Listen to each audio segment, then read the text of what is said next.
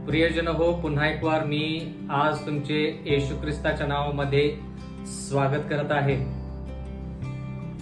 मी पुन्हा एक वार देवाचे उपकार मानू इच्छितो, कारण की त्याने आपल्याला हा आजचा दिवस दिलेला आहे, जेणेकरून आपण त्याच्या वचनामध्ये मंत्रमुग्ध होऊन त्याच्या इच्छानुसार चालण्याची जी संधी देवाने आपल्याला दिलेली आहे, याच्याबद्दल मी देवाचे उपकार मानत आहे. मी तुमच्या सर्वांचे देखील उपकार मानतो, कारण की तुम्ही आज वेळात वेळ काढून देवाचं वचन ऐकण्याकरिता एकत्रित जमलेला आहात. आणि माझी अशी आशा आहे,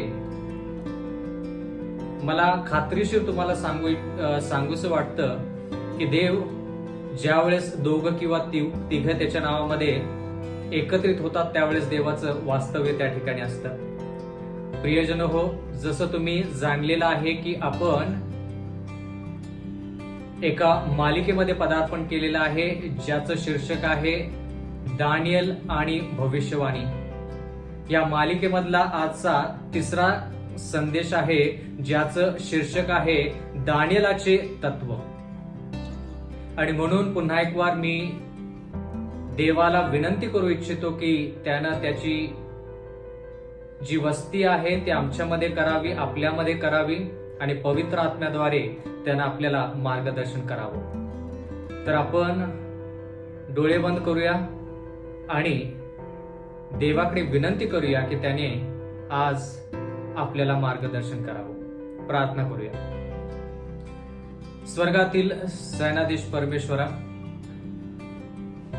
तू ज्ञान संपन्न आहेस, तू दयाळू आहेस, कृपाळू आहेस, आणि परमेश्वरा त्याच कृपेनुसार, त्याच योजनेनुसार आज आम्ही तुझ्या चरणाशी एकत्रित जमलो असताना विनंती करत आहोत परमेश्वरा की आम्ही ज्ञानाने उणे असे आहोत, आणि म्हणून मागत आहोत की तुझं ज्ञान आमच्यामध्ये यावं, तुझं ज्ञान आमच्यावरती उतरावं, आणि पवित्र आत्म्याने आम्हाला ह्या सर्व गोष्टी ज्या आहेत त्या सर्व गोष्टी समजण्यासाठी मदत करावी, म्हणून कळकळीच्या नागराची विनंती करत आहोत.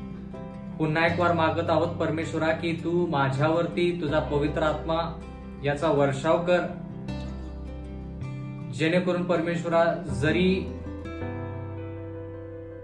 माझे होठ असले तरी देखील परमेश्वरा ते तुझे शब्द असतील, माझं जरी अंतःकरण असलं तरी देखील परमेश्वरा ते तुझे विचार असतील. प्रेमळ पित्या, मागत आहोत, कळकळीची आग्रहाची विनंती करत आहोत की आमची पात्रता नसताना देखील ह्या सर्व गोष्टी तू आम्हाला शिकवत आहेस, या सर्व गोष्टींचा आम्ही फायदा करून घ्यावा आणि सार्वकालिक जीवनाची वाटचाल करावी, असंच होऊ दे. इथून पुढची वेळ आमचं अध्ययन, हे वचन जे आहे हे तुझ्या हाती सोपवून देऊन नम्र विनंती येशूच्या नावात मागतो, म्हणून तो ऐक. आमेन.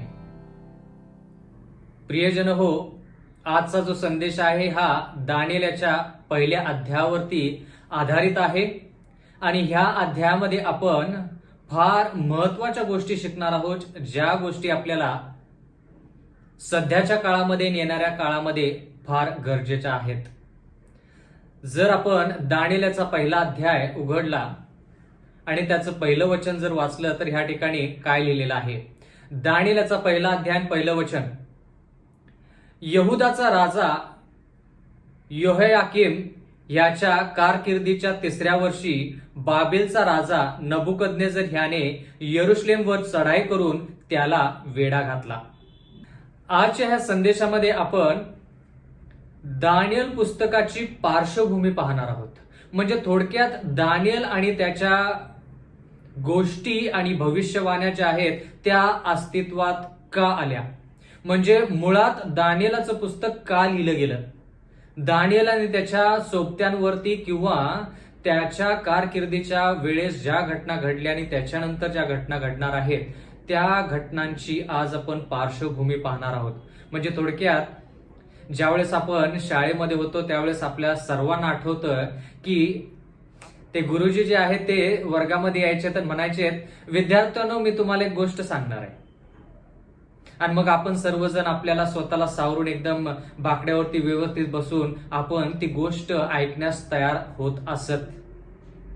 आणि मग ते गुरुजी म्हणायचे, मी तुम्हाला एक गोष्ट सांगतो, मी ती गोष्ट तुम्हाला सुरुवातीपासून सांगतो. माझ्या माहितीनुसार जेवढ्या गोष्टी मी ऐकल्या, जवळपास सर्व गोष्टी त्यांची जी सुरुवात आहे ती मधून कधी झाली नाही. त्यांची जी सुरुवात आहे ती पहिल्यापासून झाली. आणि म्हणून आपण दानियल पुस्तकाचा अभ्यास करत असताना दानियल पुस्तक अस्तित्वात मुळात का आलं, किंवा दानियल ह्या पुस्तकामध्ये ज्या घटना नमूद केलेल्या आहेत त्या घटना का झाल्या त्याच्याविषयी आपण जाणून घेणं तितकंच गरजेचं आहे. ह्या ठिकाणी दानियल याचा पहिला अध्याय आणि पहिल्या वचनामध्ये लिहिलंय, यहुदाचा राजा योहायाकीम ह्याच्या कारकिर्दीच्या 3ऱ्या वर्षी बाबेलचा राजा नबुकदनेझर ह्याने यरुशलेमवर चढाई करून त्याला वेढा घातला. आता ह्या ठिकाणी जर आपण पाहिलं तर देवाच्या वचनामध्ये आपण असं पाहत आहोत की यहुदाचा राजा जो आहे त्याच्यावरती एक विधर्मी राजा जो आहे तो लढाई करून येत आहे. दानियल याचा पहिला अध्याय आणि 2रं वचन, प्रभूने यहुदाचा राजा योहायाकीम ह्याला त्याच्या हाती दिले. आता महत्वाचा प्रश्न असा आहे की जर योहायाकीम हा देवाचा सेवक आहे किंवा थोडक्यात देवाच्या राज्यावरती जर राज्य करत आहे, तर देवाने त्या सेवकाला किंवा त्या राजाला विधर्मी राजाच्या हातामध्ये का द्यावं. आणि म्हणून आपल्याला पार्श्वभूमी माहित पाहिजे की हे लोक किंवा देवाचे लोक जगातल्या लोकांच्या हाताखाली किंवा अधिकाराखाली किंवा त्यांच्या गुलामगिरीमध्ये ते बंदीवानामध्ये किंवा बंदीगृहामध्ये का जातात. जर आपल्याला दानियल पुस्तकाची पार्श्वभूमी पाहायची असेल तर आपल्याला यिर्मयाचं पुस्तक पाहावं लागेल. प्रियजन हो, म्हणून ज्यावेळेस आपण एखाद्या पुस्तकाचा विचार करतो तर ज्या गोष्टी त्या पुस्तकामध्ये लिहिलेल्या आहेत त्या गोष्टीची पार्श्वभूमी आपण पाहायला पाहिजे. प्रियजन हो, ज्यावेळेस आपल्याला प्रभुभूषण या विषयावरती शिकायचं असतं तर आपण निर्गमच्या पुस्तकामध्ये जातो. तर तसंच ह्या ठिकाणी ज्यावेळेस आपण दानियलच्या पुस्तकाचा अभ्यास करणार आहोत त्यावेळेस पार्श्वभूमी काय हे आपण पाहूया. यिर्मयाचा 25वा अध्याय आणि 1लं वचन. यिर्मयाचा 25वा अध्याय आणि 1लं वचन, यहुदाचा राजा योशियाचा पुत्र योहायाकीम याच्या कारकिर्दीच्या 4थ्या वर्षी, म्हणजे बाबेलचा राजा नबुकदनेझर ह्याच्या कारकिर्दीच्या 1ल्या वर्षी यहुदाच्या सर्व लोकांविषयी यिर्मयाला जे वचन प्राप्त झाले ते हे.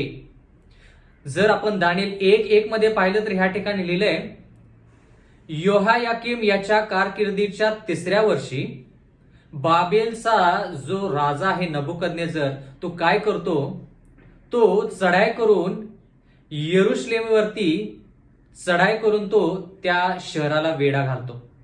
पण ह्या ठिकाणी आपण हे पाहत आहोत की योहायाकीम याच्या कारकिर्दीच्या 4थ्या वर्षी देवाचं वचन यिर्मयाला काय प्राप्त होतं आणि यिर्मया ते वचन लोकांपर्यंत कसं पोहोचवतो. म्हणजे थोडक्यात नबुकदनेझर राजा ज्यावेळेस यरुशलेमवरती चढाई करून येतो ते योहायाकीम याच्या 3ऱ्या वर्षी म्हणजे कारकिर्दीच्या 3ऱ्या वर्षी, आणि त्याच्यानंतर चढाई करून आल्यानंतर किंवा काही लोकांना नबुकदनेझर राजा बाबेलमध्ये घेऊन गेल्यानंतर त्याच्यानंतर असं लिहिलेलं आहे की सर्व लोकांविषयी यिर्मयाला जे वचन प्राप्त झाले ते हे. म्हणजे काय वचन प्राप्त झाले. यिर्मयाचा 25वा अध्याय आणि 2रं वचन, यिर्मया संदेशाने यहुदाचे सर्व लोक व सर्व यरुशलेम निवासी यांना सांगितले की, म्हणजे ज्या वेळेस लोक गुलामगिरीमध्ये गेले त्याच्यानंतर पुढच्या वर्षी यिर्मयाला एक संदेश देवाने दिला आणि तो संदेश काय आहे ते आपण थोडक्यात ह्या ठिकाणी पाहत आहोत. यिर्मयाचा 25वा अध्याय आणि 3रं वचन, यहुदाचा राजा आमोनाचा पुत्र योशिया याच्या कारकिर्दीच्या 13व्या वर्षापासून. बंधुजन हो, ह्या ठिकाणी आपण पार्श्वभूमी पाहत आहोत की देवाचे लोक विधर्मी राजाच्या हातामध्ये का जातात. म्हणजे थोडक्यात तुम्ही आणि मी जर आज ह्या भूतलावरती जिवंत आहोत तर आपण दाविदासारखे राजा आहोत का? दाविदासारखे आपल्यामध्ये ताकद आहे का, शक्ती आहे का? किंवा बाकीचे राष्ट्र आपल्याला घाबरतात का? का असं झालेलं आहे आपण विधर्मी लोकांच्या हाताखाली आलेलो आहोत? आणि म्हणून ह्या ठिकाणी देवाचं वचन म्हणतं यिर्मया 25:3 मध्ये, यहुदाचा राजा अमोनाचा पुत्र योशिया याच्या कारकिर्दीच्या 13व्या वर्षापासून आजवर 23 वर्ष, किती वर्ष? 23 वर्ष प्रियजन हो, परमेश्वराचे वचन मला प्राप्त होत असून ते मी तुम्हाला सांगत आलो. म्हणजे 23 वर्ष यिर्मया देवाचं जे वचन आहे ते यहुदी लोकांना सांगत होता. 23 वर्ष मोठ्या निकडीने सांगत आलो तरी तुम्ही ते ऐकले नाही, तरी तुम्ही ते ऐकले नाही असं देवाचं वचन म्हणतं. देवाने यिर्मयाला निवडलं आणि जवळपास 23 वर्ष देवाने यिर्मयाद्वारे यहुदी लोक म्हणजे थोडक्यात देवाच्या लोकांना संदेश पाठवून देव त्यांच्यावरती किती प्रेम करतो ते दाखवण्याचा प्रयत्न केला असताना देवाचं वचन म्हणतं की देवाच्या लोकांनी त्याचं ऐकलं नाही. प्रियजन हो, आपण किती वर्ष झालं देवाच्या वचनामध्ये वाढत आहोत? आणि एवढे जर वचन आपण देवाच्या वचनामध्ये वाढत आहोत तर आपल्याला देवाच्या वचनाचा फायदा झाला का? म्हणजे ज्या गोष्टी देवाने आपल्याला दाखवलेल्या आहेत त्याच्या प्रेमापोटी त्या गोष्टी आपण आत्मसात करून त्याच्या अनुसार चाललो आहोत का? या ठिकाणी 23 वर्ष यिर्मयानं देवाच्या लोकांना सांगितलं की देवाचं वचन काय आहे आणि विशेष करून काय आहे ते आज आपण पाहणार आहोत. या ठिकाणी लिहिलं आहे यिर्मयाचा 25वा अध्याय आणि 4थं वचन. परमेश्वर आपले सर्व सेवक जे संदेश ते त्यांना त्याच्याकडे पाठवत आला, मोठ्या निकडीने पाठवत आला तरी तुम्ही ऐकले नाही, आपला कान लावला नाही.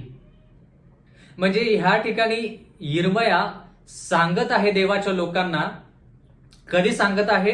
ज्यावेळेस नबुकदनेझर येतो, विधर्मी राजा येतो आणि देवाच्या राजाला, देवाच्या नगरीमध्ये जो राजा राज्य करत आहे त्या राजाला ज्यावेळेस गुलामगिरीमध्ये घेऊन जातो, त्याच्या पुढच्या वर्षी देवाचं वचन यिर्मयाला प्राप्त होतं. आणि यिर्मया जो आहे ते फक्त जे लोक गुलामगिरीमध्ये गेलेले आहेत त्यांनाच फक्त बोलत नाही, तर जे लोक यरुशलेममध्ये बाकीचे राहिलेले आहेत त्यांना देखील हे वचन सांगत आहे.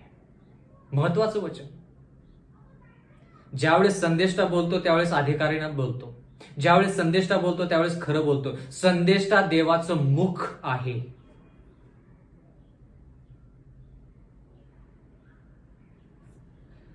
यिर्मयाचा 25वा अध्याय 5वं वचन. ते म्हणाले, तुम्ही सगळे आपल्या कुमार्गापासून, आपल्या कर्माच्या दुष्टतेपासून फिरा, म्हणजे परमेश्वराने तुम्हाला व तुमच्या पूर्वजांना जो देश युगानयुग दिला आहे त्यात तुम्ही राहाल. ज्यावेळेस देवानं सांगितलं की मी तुम्हाला वचनदत्त देशामध्ये घेऊन जाणार आहे, दुधामधाच्या देशामध्ये घेऊन जाणार आहे, पण त्याच्यामध्ये एक अट आहे. आणि ती अट म्हणजे जोपर्यंत तुम्ही माझ्या इच्छेनुसार चालाल तोपर्यंत तुम्ही त्या दुधामधाच्या देशामध्ये, वचनदत्त देशामध्ये तुम्ही कायमस्वरूपी चिरकाळ राहाल. असं देवाचं जे अभिवचन आहे, देवाने सांगितलेलं जे वचन आहे ते वचन लोकांना पाळायचं होतं. पण यरुशलेममध्ये गेल्यानंतर, म्हणजे एकदा वचनदत्त देशामध्ये पोहोचल्यानंतर देवाच्या लोकांनी देवाचं ऐकलं का? बंधू आणि भगिनींनो, आपण खूप वेळेस देवाकडं काहीतरी काम आहे म्हणून येतो आणि काम झालं की देवाला विसरतो. मराठीमध्ये म्हण आहे, कामापुरता मामा.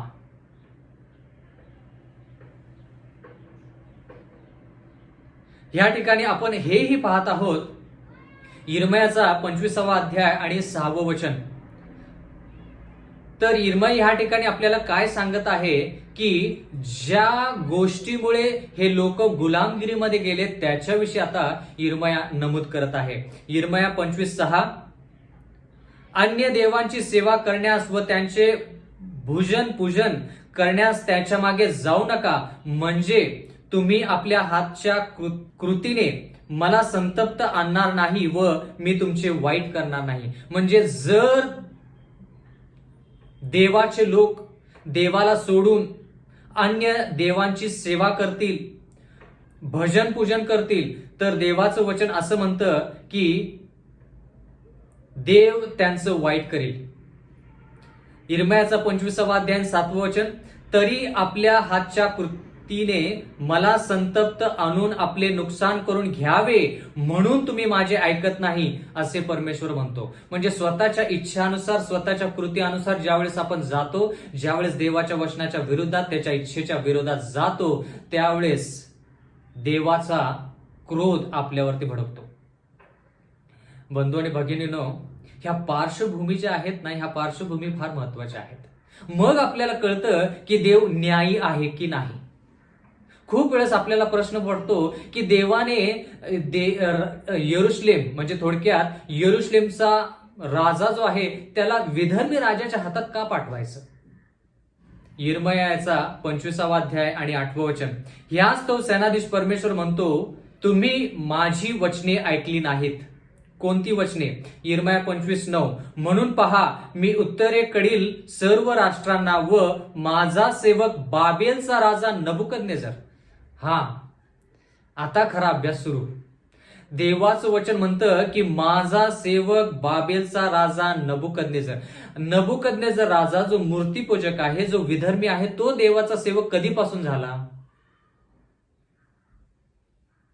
म्हणजे थोडक्यात देव ह्या ठिकाणी सांगत आहे की जे लोक जिवंत देव येशू ख्रिस्ताला सोडून अन्य देवतांच्या पाठीमागे लागतात, त्यावेळेस देव विधर्मी लोकांचा वापर करून आपल्याला धडा शिकवतो किंवा देवाच्या लोकांना धडा शिकवतो.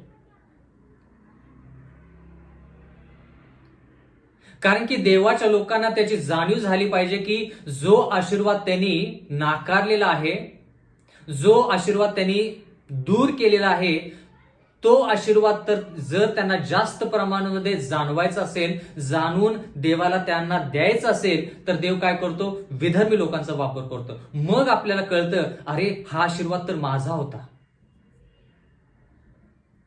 बंधू आणि भगिनींनो, जसं आपण काल शिकलो की जर आपण सुवार्ता सांगितली नाही तर नक्कीच कोण ना कोणतरी सुवार्ता सांगेल.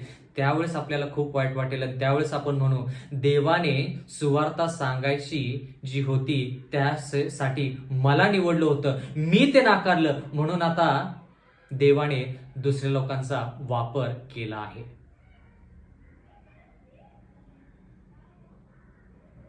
या ठिकाणी असं लिहिलेलं आहे यिर्मया 25:9 मध्ये, म्हणून पहा मी उत्तरेकडील सर्व राष्ट्रांना व माझा सेवक बाबेलचा राजा नबुकदनेझर ह्याला बोलवून आणतो, असे परमेश्वर म्हणतो. त्यांना या देशावर, त्यातील रहिवाशांवर व आसपासच्या सर्व राष्ट्रावर आणतो. मी त्याचा अगदी नाश करून ती विस्मयास व उपहासास पात्र व कायमची उजाड करीन. देवाच्या वचनामध्ये असं लिहिलेलं आहे की देवाला ज्यावेळेस आपण नाकारून दुसऱ्या देवाच्या पाठीमागे लागतो, तर देवाला त्याचा वीट आहे, आणि विशेष करून मूर्तीपूजा. यिर्मयाचा 25वा अध्याय आणि 10वं वचन या ठिकाणी लिहिलेलं आहे, त्यामधून आनंदाचा व उल्हासाचा शब्द, नवऱ्याच्या व नवरीचा शब्द, जात्याची घरघर आणि दिव्याचा प्रकाश ही नाही तशी करीन. मी असं म्हणेन की जोपर्यंत त्यांना मराठी भाषेमध्ये अद्दल घडत नाही, जोपर्यंत ते प्रायश्चित करत नाहीत, तोपर्यंत देव त्यांना शिक्षण देण्याचा प्रयत्न करत आहे. जर आपण इस्रायलचे लोक जे गुलामगिरीमध्ये गेले, मिस्र देशाच्या गुलामगिरीमध्ये गेले, त्याची जो पार्श्वभूमी पाहिली, तर देवाच्या वचनानुसार आपल्याला निर्गम या पुस्तकामध्ये पाहायला मिळतं की ज्यावेळेस देवाचे लोक देवापासून दूर गेले, त्याच्या वचनापासून दूर गेले, त्याच्या आज्ञेपासून दूर गेले, त्या अन्य देवतांच्या पाठीमागे लागले, त्यावेळेस देवाने त्यांना गुलामगिरीमध्ये पाठवलं.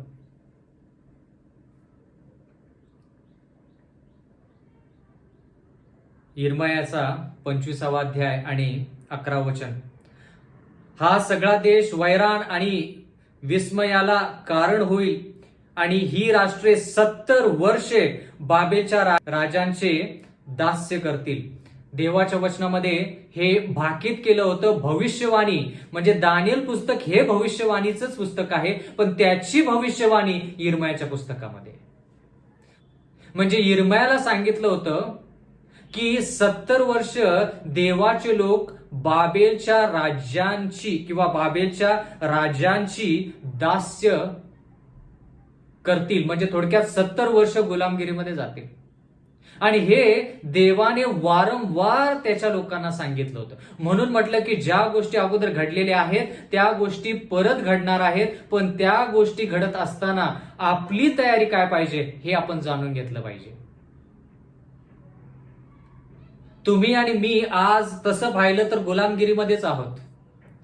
कारण की तुमच्याकडे माझ्याकडं सत्ता नाही.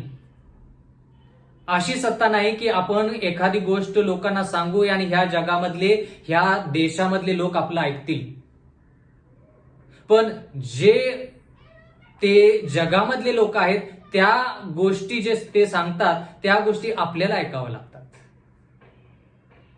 म्हणून म्हटलं की जर आपण देवासंती राहिलो तर पूर्ण जग आपल्याकडे आलं असतं. जर आपण देवासंती राहिलो असतो तर पूर्ण जग येऊन आपल्याला म्हणालं असतं की साहेब, तुमच्या ज्या शाळा आहेत, तुमचे जे दवाखाने आहेत, तुमच्या संस्थेमध्ये ज्या गोष्टी वेगवेगळ्या गोष्टी आहेत त्या गोष्टी इतक्या आशीर्वादित आहेत की आम्हाला वाटतं की तुम्ही येऊन आमच्या शाळेमध्ये, आमच्या व्यवस्थापनामध्ये आम्हाला तुम्ही मदत करावी. लोक आपल्याकडे आले असते.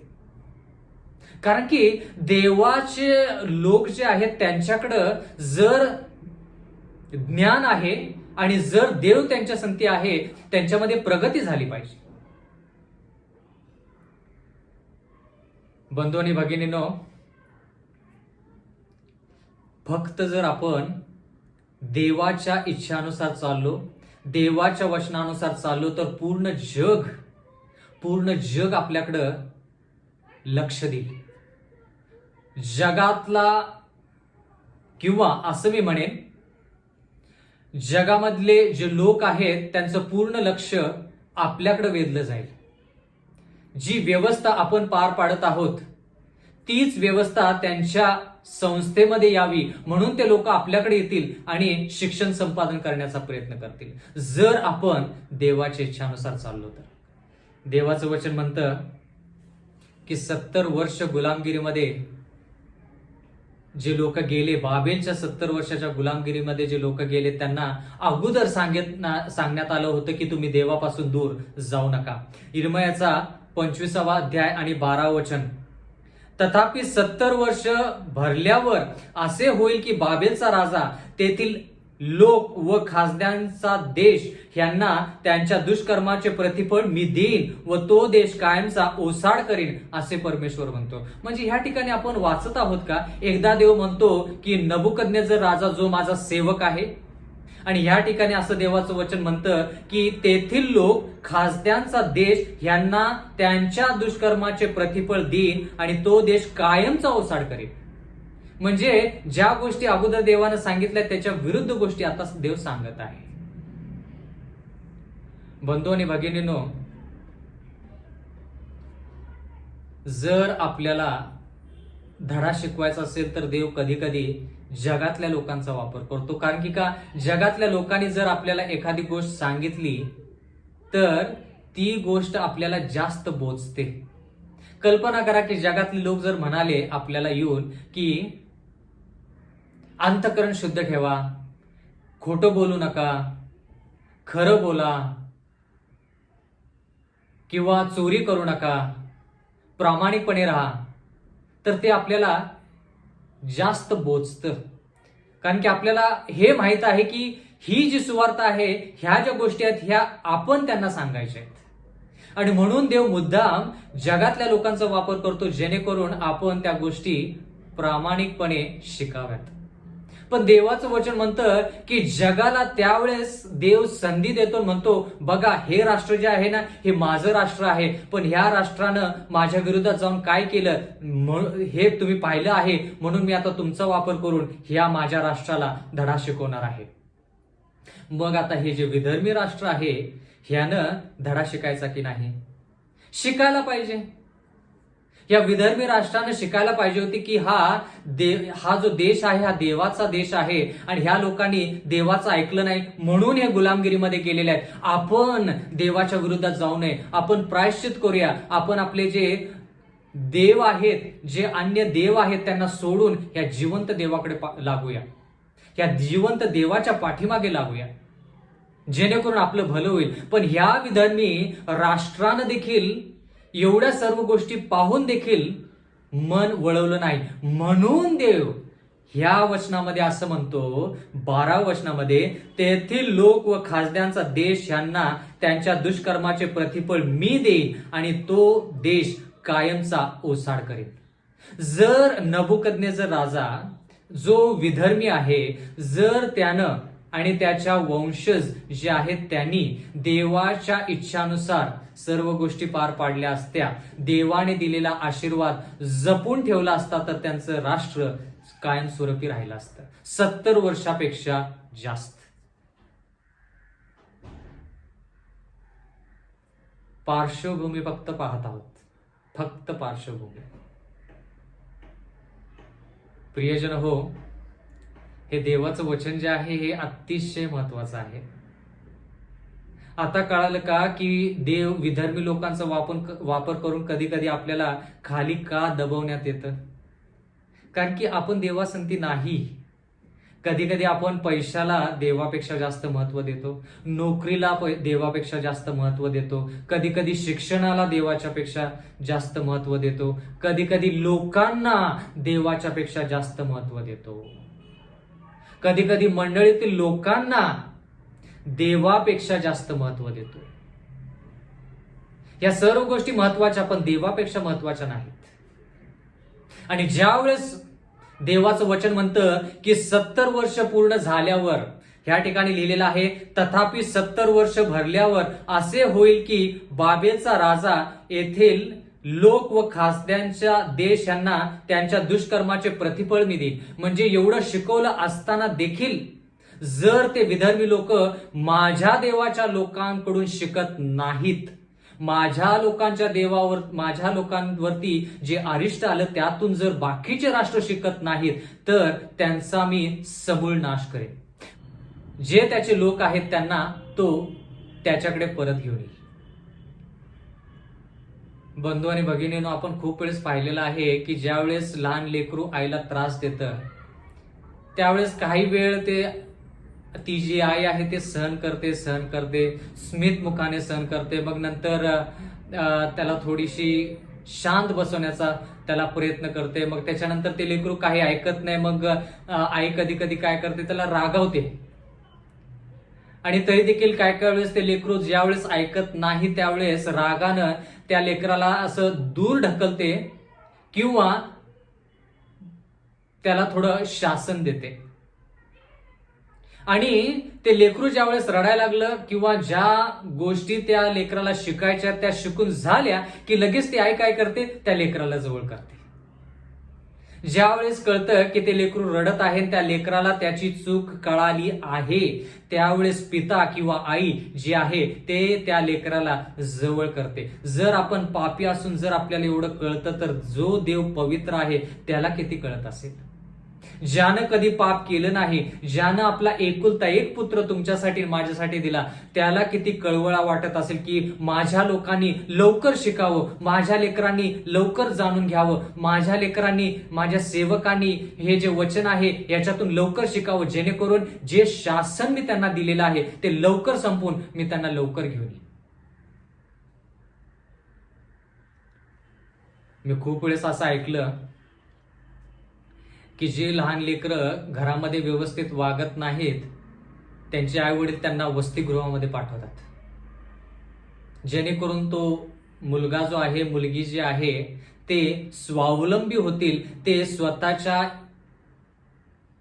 म्हणजे थोडक्यात देवावरतीच अवलंबून पण स्वतःच्या स्वतः सर्व गोष्टी करतील. आणि ज्या वेळेस त्या गोष्टी करतील त्यावेळेस मग आई वडील विचार करतात की आता वसतिगृहातून आपण त्याला परत आणूया. बंधू आणि भगिनींनो, एक मुद्दा मला महत्वाचा ह्या ठिकाणी मांडायचा आहे आणि तो म्हणजे देवाच्या वचनामध्ये असं लिहिलेलं आहे की देव आपला वापर जगासाठी करतो. जसा जगाचा वापर आपल्याला धडा शिकवण्यासाठी करतो त्यावेळेस देव त्या लोकांना देखील सांगत असतो की बघा, मी जिवंत देव आहे, मी न्यायी आणि कृपाशील आणि कृपावान असा देव आहे. जर मी माझ्या लोकांसंती असं करू शकतो तर तुमच्या संती म्हणजे विधर्मी लोक हो, तुमच्या संती देखील मी असं करू शकतो, असं देव त्यांना देखील सांगत असतो. बंधू आणि भगिनींनो, आपण मराठीमध्ये एक म्हण म्हणतो, एका दगडात दोन पक्षी. पण ह्या ठिकाणी जरी गुलामगिरी असली तर त्या गुलामगिरीतून आपण खूप काही गोष्टी शिकायच्या आहेत. आता कळालं का की दानिएल 1 मध्ये देवाचं वचन आपल्याला असं सांगतं की दानिएल आणि त्याचे जे लोक आहेत ते गुलामगिरीमध्ये का गेले. दानिएलचा 1 अध्याय 2 वचन, प्रभूने यहुदाचा राजा योआयाकीम ह्याला त्याच्या हाती दिले.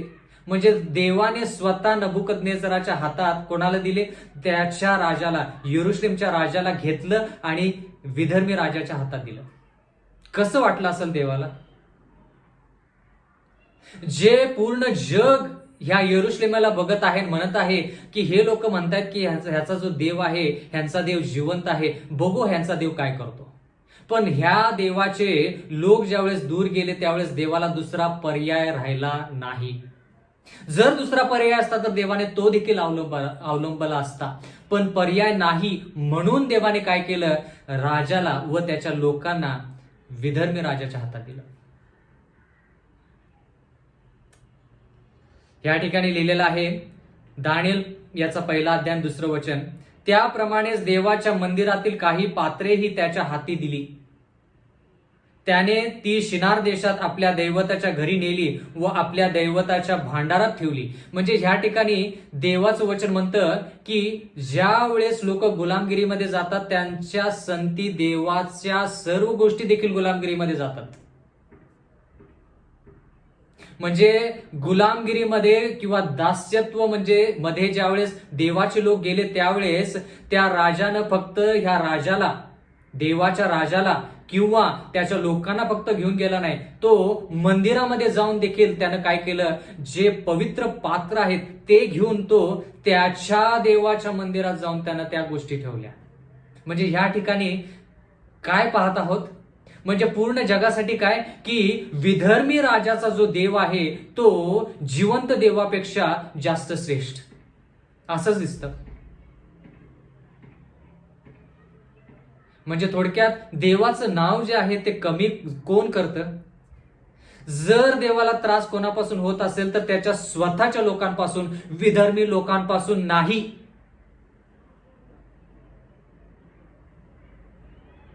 जर देवाचा अपमान कोण जास्त करत असेल तर देवाचेच लोक, बाकी कोणी नाही.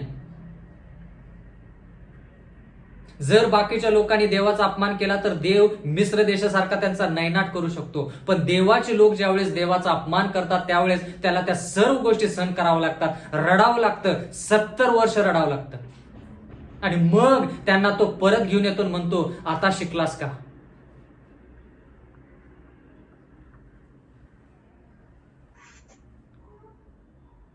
बंधू आणि भगिनींनो, देवाच्या वचनामध्ये असं लिहिलेलं आहे की थोड्या काळापुरतं त्या राष्ट्रांमध्ये अशी बातमी पसरली की विधर्मी राजाचा जो देव आहे तो जिवंत देवापेक्षा श्रेष्ठ आहे. कारण की का, ह्या विधर्मी राजानं जिवंत देवाच्या मंदिरामध्ये जाऊन पात्र घेतलेली आहेत, पवित्र पात्र उचलून ते त्यानं त्याच्या देवाच्या मंदिरामध्ये ठेवलेली आहेत. दानिएलचा 1 अध्याय आणि 3 वचन, राजाने आपल्या खोजांचा नायक अश्पनाज याला आज्ञा दिली की इस्रायली राजकुलांपैकी व सरदार घराण्यांपैकी, 4 वचन दानिएल 1:4, अव्यंग म्हणजे ज्यांच्यामध्ये कोणत्याही प्रकारचं व्यंग नाही. सुरूप, सर्व व्यवहारात दक्ष, ज्ञान संपन्न, विद्या पारंगत आणि राजवाड्यात वागण्यास योग्य असे तरुण पुरुष घेऊन यावे आणि त्यांना खासद्यांची विद्या व भाषा शिकवावी. म्हणजे राजाने लगेच हुकूम सोडला की जे लोक मी गुलाम म्हणून आणलेले आहेत त्यामध्ये असे लोक शोधून आणा. कशा प्रकारचे लोक?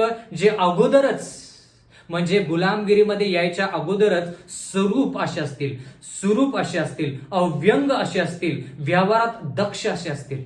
म्हणजे त्यांना व्यावहारिक ज्ञान आहे, ते ज्ञान संपन्न असतील, विद्या पारंगत असतील. कारण की ह्या नबुकदनेस्सर राजाला माहित होतं की देवाच्या राज्यामध्ये जर लोक आहेत तर ते अव्यंग असतील, सुरूप असतील, व्यवहारामध्ये दक्ष, ज्ञान संपन्न आणि विद्या पारंगत नक्कीच असतील. बंधू आणि भगिनींनो, जर जगाला कोणत्या लोकांची गरज आहे तर देवाच्या लोकांची गरज आहे. कारण की देवाच्या लोकांमध्ये ह्या सर्व गोष्टी आहेत. पण महत्वाचा लाखो रुपयांचा प्रश्न की तुमच्यामध्ये आणि माझ्यामध्ये ह्या सर्व गोष्टी आहेत का? विद्या म्हणजे काय? शिक्षण. भाषा म्हणजे काय? ज्यावेळेस आपण एखादी भाषा बोलतो त्यावेळेस आपले विचार देखील बदलतात. तर देवाच्या वचनामध्ये असं लिहिलेलं आहे की जे लोक यरुशलेम मधून गुलामगिरीमध्ये गेले त्यामधून हा राजा म्हणतो की चांगले लोक निवडा, चांगले लोक निवडा आणि त्यांना खासद्यांची म्हणजे बाबिलोनची भाषा जी आहे, जे शिक्षण आहे ते शिकवा. दानिएलचा 1 अध्याय आणि 5 वचन.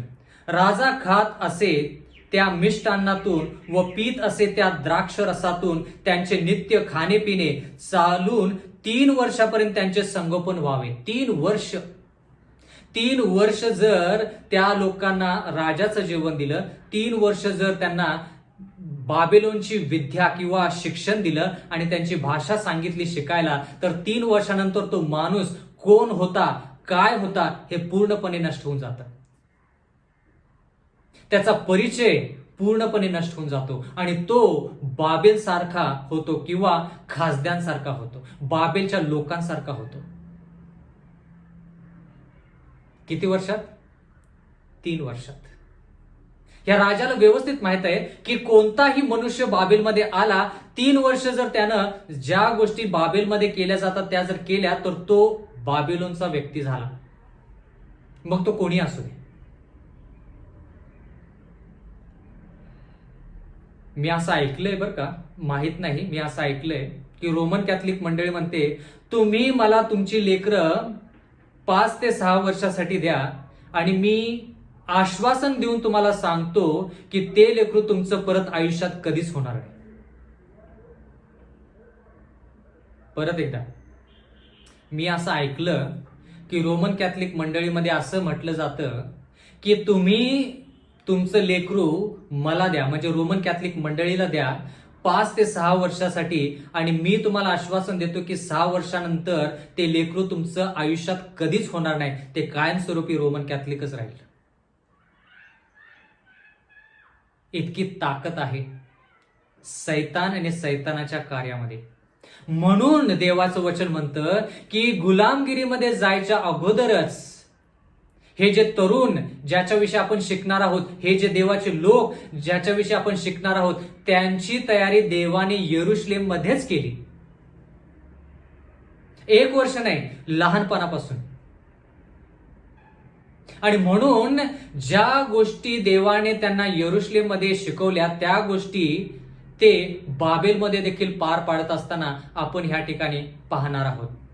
पुढचं वचन दानिएलचा 1 अध्याय आणि 5 वचन असं लिहिलेलं आहे. ही मुदत संपल्यावर त्यांनी राजाच्या हुजुरास यावे अशी राजाने आज्ञा दिली. म्हणजे चांगल्यातल्या चांगल्या लोकांना तुम्ही गोळा करा. 3 वर्ष ज्या गोष्टी मी तुम्हाला सांगत आहे त्या गोष्टी करायच्या, म्हणजे खासद्यांची भाषा, खासद्यांची विद्या आणि खासद्यांचं जेवण म्हणजे राजाचं जेवण त्यांना द्यायचं आणि त्याच्यानंतर ते राज दरबारामध्ये माझ्यासोबत उभे राहण्यास ते तयार असते. दानिएलचा 1 अध्याय आणि 6 वचन. या तरुण मंडळीत यहुदा वंशातील दानिएल हननाया, मिशाएल व अजराया हे होते. देवाच्या वचनामध्ये असं लिहिलंय की ह्या तरुणांमध्ये, ह्या गुलामगिरीमध्ये 4 लोकांविषयी नमूद केलेलं आहे. बाकीचे लोक नव्हते का? बाकीचे लोक देखील होते, पण ते प्रामाणिक असतील तर त्या लोकांचा ह्या ठिकाणी समावेश केला जाईल. पण ह्या ठिकाणी 4 लोकांचा समावेश केलेला आहे जे लोक प्रामाणिक होते. म्हणजे यरुशलेम मध्ये देखील प्रामाणिक होते आणि ह्या ठिकाणी देखील ते प्रामाणिक ठरले. दानिएल याचा 1 अध्याय 7वं वचन. खोजांच्या सरदाराने त्यांना येणेप्रमाणे नावे दिली. दानिएलास बेल्शझर, हननायास शद्रक, मिशाएलास मेशक व अजरायास अबेदनिगो अशी नावे दिली. म्हणजे थोडक्यात जसं आपण शिकलो की दानिएल या शब्दाचा अर्थ परमेश्वर माझा न्यायकर्ता आहे, परमेश्वर माझा न्यायाधीश आहे. हे जे नाव दानिएलाला यरुशलेममध्ये देण्यात आलं ते नाव नबुकदनेझरच्या लोकांनी बदलण्याचा निर्धार केला किंवा निश्चय केला आणि त्याचं नाव बदललं. त्याचं नाव काय आहे? बेल्शझर असं ठेवलं. बंधू आणि भगिनींनो, देवाच्या वचनामध्ये जर एखाद्या व्यक्तीला देव नाव देतो तर त्याच्या पाठीमागे एक मोठा अर्थ असतो. आता या ठिकाणी आपण दानिएल या शब्दाचा अर्थ पाहत आहोत की परमेश्वर माझा न्यायाधीश आहे. म्हणजे ज्या ज्या वेळेस लोकांनी दानिएल असं त्याला पुकारलं किंवा दानिएल असं त्याच्या नावाने त्याला हाक मारली, त्यावेळेस त्यांना कळालं की परमेश्वर त्यांचा न्यायाधीश आहे. ज्या ज्या वेळेस ते म्हणाले, दानिएल आलास का? दानिएल बस, दानिएल उठ, दानिएल जेवलास का? दानिएल तू कुठे चाललास? परमेश्वर माझा न्यायाधीश आहे, ये. परमेश्वर माझा न्यायाधीश आहे, बस. परमेश्वर माझा न्यायाधीश आहे, जेवण जेव. परमेश्वर माझा न्यायाधीश आहे, तू कुठे चाललेला आहेस? प्रत्येक वेळेस त्यांना जाणवलं की परमेश्वर त्यांचा न्याय करता आहे. 70 वर्ष दानिएलाला माहित होतं की परमेश्वर न्यायी आहे आणि जर परमेश्वर म्हणतो की 70 वर्ष तो आम्हाला शासन करेल, आम्हाला शिक्षण देईल, तर 70 वर्षानंतर जसं आई लहान लेकराला जवळ करते तसंच माझा देव न्यायाने, तो न्यायाधीश आहे, तो मला परत माझ्या लोकांमध्ये जाण्यास मदत करेल. म्हणून जरी दानिएलाला त्याचं नाव बदलण्यात आलं तरी देखील दानिएल स्वतःला कधीही बेल्शाझर म्हटलं नाही. उदाहरण, दानिएलाचा 8वा अध्याय आणि 1 वचन.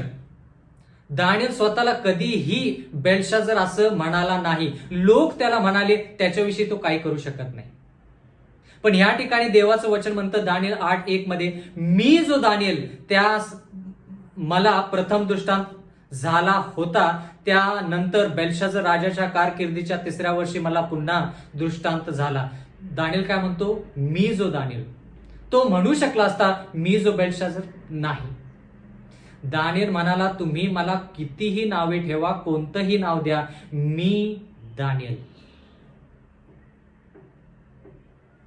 दानिएलाचा 9वा अध्याय 2रं वचन. आणखीन एक ठिकाणी आपण पाहत आहोत की दानिएल त्याचं नाव जे आहे, मूळ नाव जे आहे, ते मूळ नाव स्वतःकडे कायम ठेवण्याचा प्रयत्न करत आहे. या ठिकाणी लिहिलेलं आहे दानिएल 9:2 मध्ये, मी दानिएल शास्त्र ग्रंथावरून समजलो की मी दानिएल. बंधू आणि भगिनींनो, जर सैतानाला तुमचं अस्तित्व बदलायचं असेल, तुमचा जो परिचय आहे तो परिचय बदलायचा असेल, तर सैतान काय करेल त्याच गोष्टी हित केलेल्या आहेत. जर सैतानाच्या हाताखाली आपण जर गेलो तर सैतान कोणकोणत्या गोष्टी बदलेल त्याविषयी आपण ह्या ठिकाणी पाहत आहोत. आपल्या परिचयामध्ये आपली जी जीवनशैली आहे, आपण जसं जगत आहोत त्याप्रमाणे आपल्याला 7th डे ऍडव्हेंटिस्ट म्हणून नाव देण्यात आलेलं आहे. म्हणजे थोडक्यात आपल्याला लोक जरी म्हटले की हे शाबात पाळणारे लोक आहेत आणि शाबाताविषयी यांच्याशिवाय यांना दुसरं काही माहीत नाही आणि हे फक्त आज्ञाविषयीच बोलतात आणि ह्यांच्यामध्ये प्रेमच नाही आणि प्रीती श्रेष्ठ आहे हे यांना माहीतच नाही, या सर्व गोष्टी जरी लोक बोलत असले तर आपण आपलं नाव जे आहे ते कदापि सोडायचं नाही. Seventh day Adventist.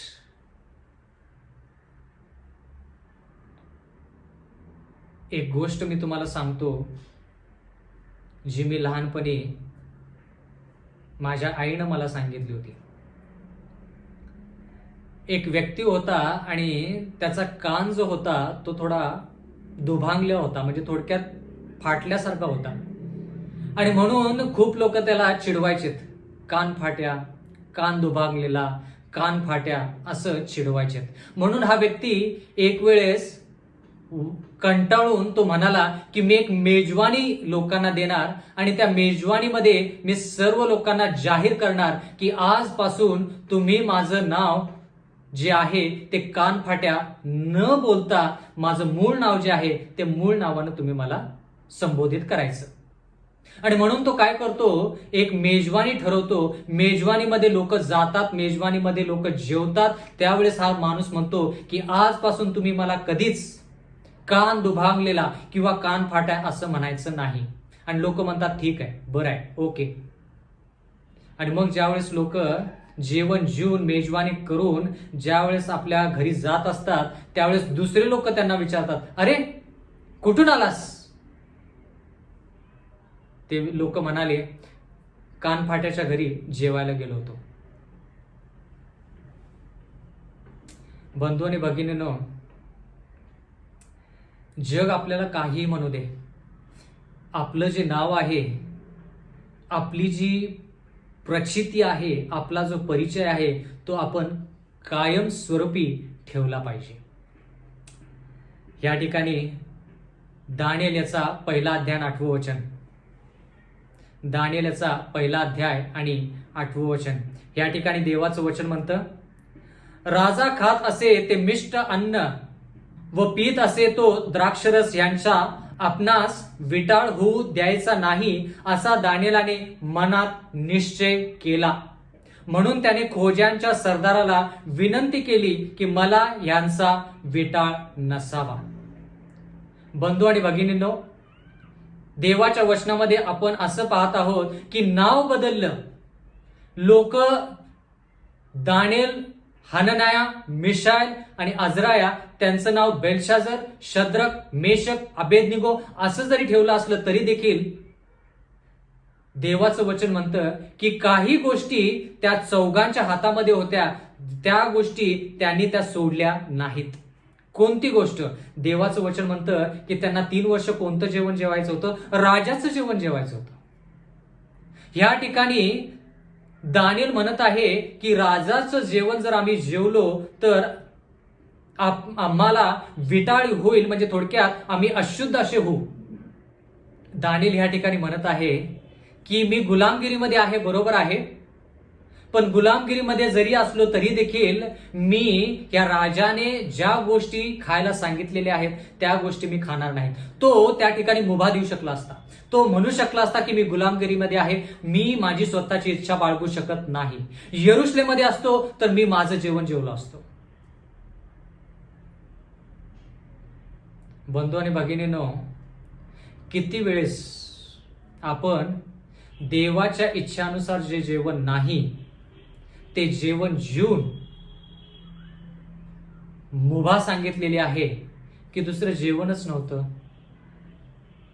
किंवा आग्रह करण्यात आला, किंवा जर मी ते जेवण जेवलो नाही तर लोकांना काय वाटेल, नाहीतर ते जेवण जे माझ्यासमोर वाढलेलं आहे ते जेवण जरी देवाच्या वचनानुसार योग्य नसेल तर मला माझं नातं जे लोकांसंगती आहे ते जोडून ठेवलंच पाहिजे.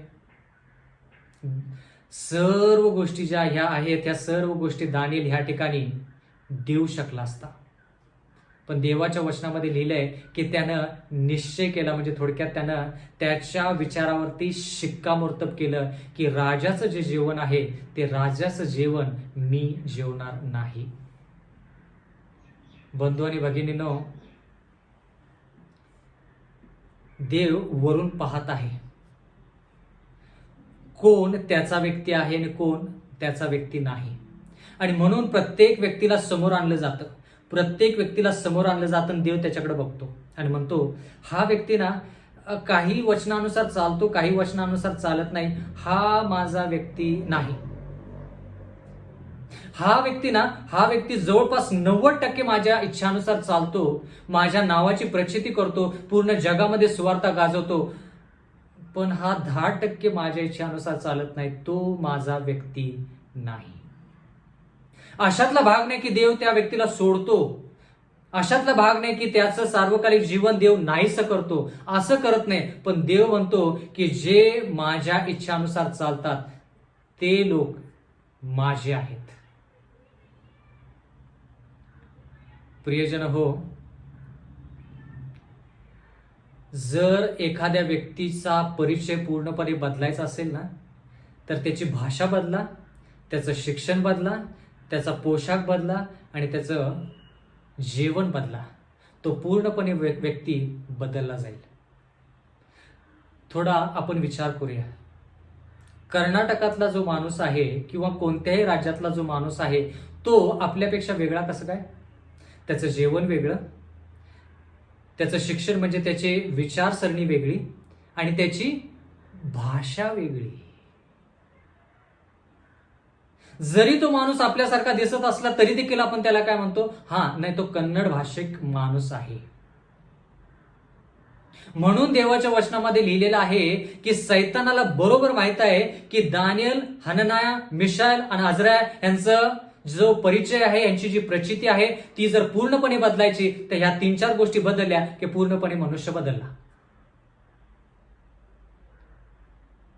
म्हणून सैतान आज देखील तुम्हाला आणि मला ह्या 4 गोष्टींद्वारे जो आपण देवाचे सेवक आहोत ते सेवकपणा सोडून किंवा ती देवाची सेवा सोडून आपण दुसरं काहीतरी करावं म्हणून सैतान काय करतो? ह्या 4 गोष्टी आपल्या आयुष्यामध्ये आणण्याचा प्रयत्न करतो.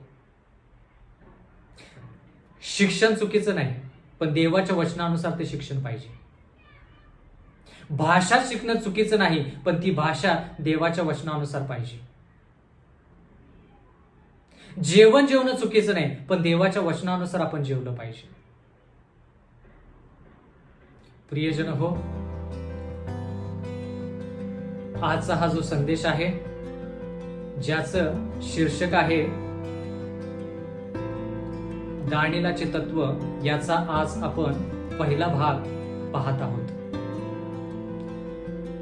आजचा हा 3रा संदेश आहे ज्याचं शीर्षक आहे दानियेलाचे तत्व भाग 1. आणि माझी अशी इच्छा आहे की याच्याविषयी आपण जास्त शिकावं आणि जास्त जाणून घ्यावं, जेणेकरून आपल्या आयुष्यामध्ये बदल घडून येईल आणि त्याद्वारे आपण सार्वकालिक जीवनाची वाटचाल करू. परमेश्वर आपल्या सर्वांस आशीर्वाद देवो, ही माझी ईश्वरचरणी प्रार्थना आहे. आमेन. प्रियजन हो, आपण प्रार्थना करूया. स्वर्गातील सेनाधीश परमेश्वरा, उपकार मानतो आजच्या वचनाबद्दल, विनंती करत आहोत परमेश्वरा, असंच आम्ही या वचनामध्ये रुजावं, ते वचन आमच्या आयुष्यामध्ये फलद्रूप व्हावं, त्याच्याद्वारे परमेश्वर आमचं आयुष्य आणि आमचं अंतकरण बदलावं असं होऊ दे. सर्व गोष्टी आम्ही तुझ्या हाती सोपून देत आहोत. येणाऱ्या काळामध्ये देखील तो आम्हाला तुझं वचन आत्मसात करण्यासाठी, ते समजण्यासाठी आणि त्यानुसार चालण्यासाठी सहाय्य मदत कर. नम्र विनंती येशूच्या नावात मागतो, म्हणून तो ऐक.